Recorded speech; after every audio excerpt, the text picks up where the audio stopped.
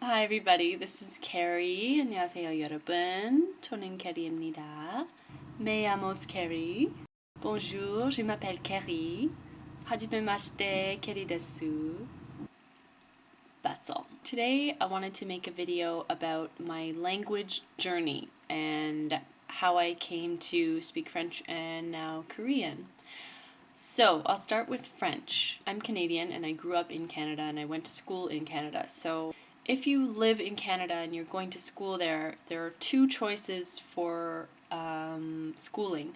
One program is called Extended French and the other program is called French Immersion.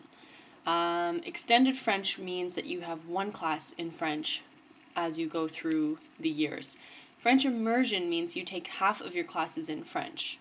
So my parents enrolled me in French Immersion when I was in elementary school. So that meant that I had geography en français, math en français, history en français, and my French class. So I had 4 classes in French and 4 classes in English every day. And that continues all the way to high school. In high school, they change it a little bit, but you still have a few classes in French. So French to me was always something to be studied. I never really thought of it like as a foreign language that I was learning until I graduated from high school. When I graduated, then I went to university and my roommate was a girl from Quebec and she was from a small city near Montreal. So she grew up speaking French and English. So I realized, wow, it's actually kind of something that you use in your life more than just a subject that you study in school. So she and I used to sometimes talk in French and she would teach me things and we would talk about the French and English culture in Quebec. And I kind of realized then, wow, I'm really grateful that I have this French education that I didn't really think much about while I was enrolled in it. So that was during university. I became more aware of it. I also took another French class in university. After university, I went traveling in Europe, and that's really when I used my French for the first time in my life, when I really actually needed to use it. I remember being in Belgium, and I was able to communicate with people, strangers on the street. I was able to order things in French, and it was a little bit startling at first to actually try to use it and try to remember the vocabulary that I hadn't used in years, but I was able to do it. I was able to communicate. So I would say that I realized the great potential of my French when I was traveling. So these days I'm living in Korea, so I don't really have much opportunity to use my French. I try to go to language groups when I can in Seoul if I have the opportunity. And I also listen to French radio on my phone. I listen to the radio in French sometimes. And I can usually understand most of what's happening.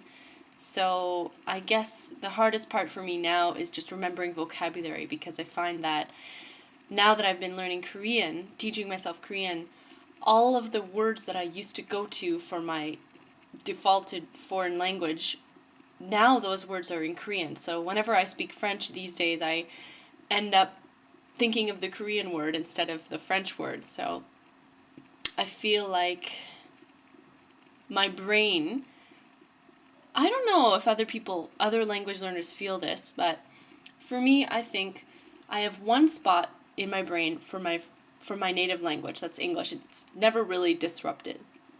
And then I feel like I have this other suitcase kind of a place where I just throw everything else. My Korean's in there, my French is in there, a little bit of Spanish, a little bit of Turkish, whatever else I've gathered along the way, a little bit of Japanese. That all goes in there. And when you start using a language that you're not used to using, I find that sometimes I reach for the wrong word. So I'd like to know about other people's opinions if you think that languages like your native language and that other learned languages exist in 2 separate places in your brain, or whether you have different compartments for each language. For me, it's definitely English here and everything else over here. So I'm curious if there's a language theory about that or something. It's just what I believe right now. So that's my French journey. Now I want to talk about my Korean language journey. So I first came to Korea in 2006, 6 years ago now, which makes me feel really like crazy and old. And anyway, I came here. I was 21 years old, and I didn't know any Korean. I knew I knew how to say 안녕하세요, and then knew how to say 감사합니다 and 맛있어요. And that's about it. I knew how to count to 10. So I really didn't know anything. And I lived for a year like that. I lived in Wonju for 1 year knowing pretty much no Korean.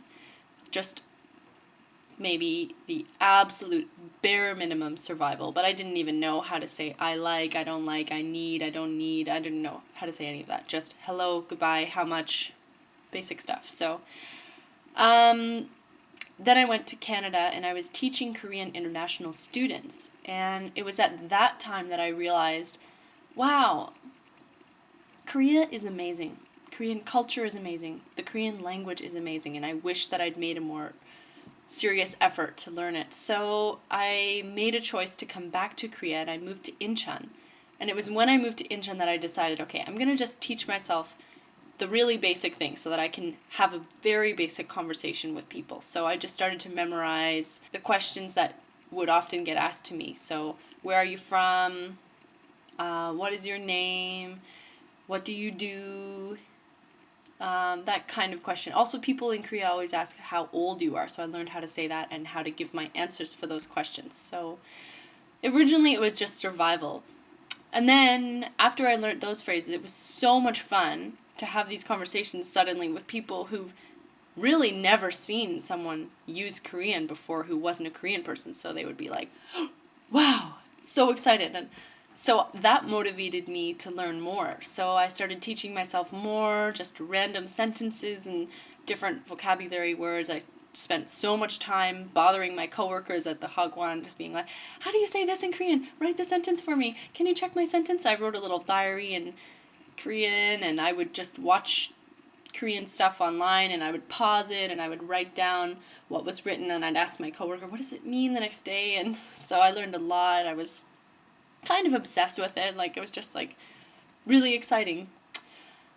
So that was my year in Incheon. Then I moved back to Toronto again, and I think I continued to study a little bit in Toronto, but coming back here the second, or the the third time, that's when I really think I got more fluent sounding in Korean when I moved here to Jeonju in 2010.